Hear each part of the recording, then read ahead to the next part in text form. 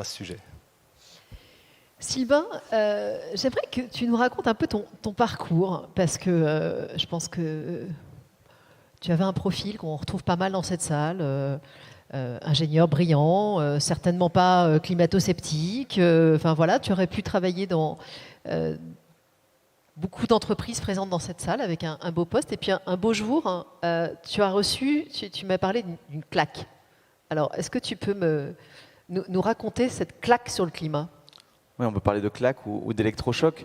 Alors pour la petite histoire, bon, c'est vrai que j'ai plusieurs casquettes, mais une des casquettes qui me tient à cœur, c'est que je suis moi aussi, donc je suis 5e génération d'une entreprise familiale, donc qui a été créée il y a plus de 150 ans et qui a été transmise de génération en génération. Aujourd'hui, on est 650 cousins, 350 actionnaires qui détenons 88% d'une société qui s'appelle Daher, qui fait plus d'1 milliard d'euros de chiffre d'affaires dans l'aéronautique.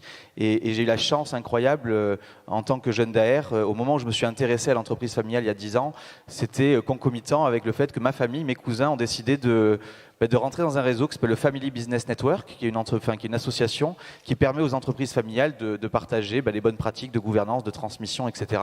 Et il y a 5 ans, le FBN, alors, qui est présent en France, mais qui est aussi présent à l'international, le FBN international a lancé un grand mouvement autour du développement durable, et ils ont invité 50 jeunes du monde entier, des Philippins, des Suédois, des Américains, des Colombiens, des Français, des Italiens, et en fait on représente à peu près toute la planète, à part l'Afrique qui n'est encore pas représentée malheureusement, et on s'est retrouvés dans un séminaire de 3 jours, qui était sponsorisé par Al Gore et qui était vraiment un séminaire électrochoc où l'idée était de nous faire prendre conscience en fait des enjeux notamment climatiques à l'époque. C'était vraiment très orienté climat il y a 5 ans et qui en fait à cette occasion nous a vraiment chamboulé et responsabilisé aussi. Moi, un message fort que je retiens de ce qu'on nous a dit et de ce que Al Gore nous a dit droit dans les yeux, c'est finalement quand on regarde la situation planétaire qui est assez catastrophique et assez dramatique, finalement, si ce n'est pas vous, jeunes actionnaires d'entreprises familiales, qui, au passage, représentaient 60 à 70% du PIB et de l'économie quand même, parce qu'on parle beaucoup des grands groupes, etc., mais l'économie, aujourd'hui, au niveau mondial, est portée par des entreprises familiales.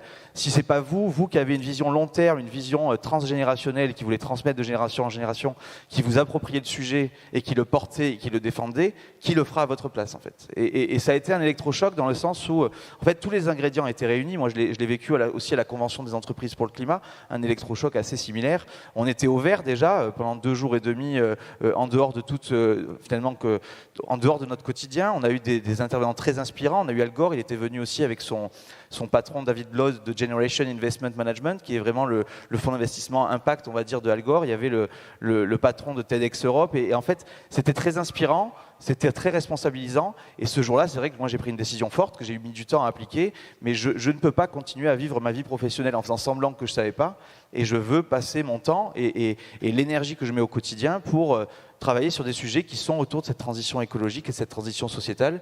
Et c'est vrai que j'ai mis un peu de temps, ça a mûri, mais aujourd'hui je suis content d'avoir réussi cette transition et d'être à fond engagé dans ma vie professionnelle sur ces sujets-là. Ouais. François, j'ai écorché le nom de ton entreprise tout à l'heure, alors je vais te laisser la présenter.